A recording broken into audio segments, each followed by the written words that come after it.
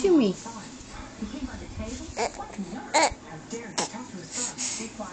If he's here, he must have a motive. That's right. He never cared about rare manuscripts before.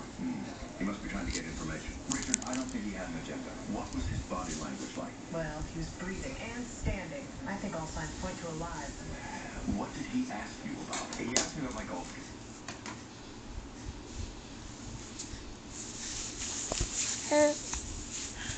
Yeah?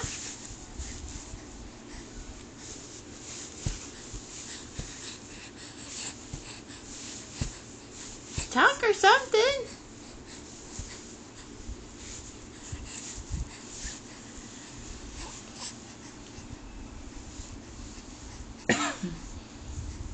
Talk to me. Hey. You're fascinated with Mama's phone, huh? Can you talk to Mama? Can you talk to me?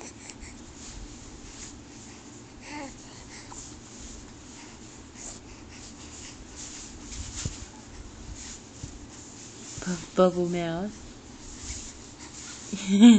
Oh! What was that? Bless you, if that was his knees.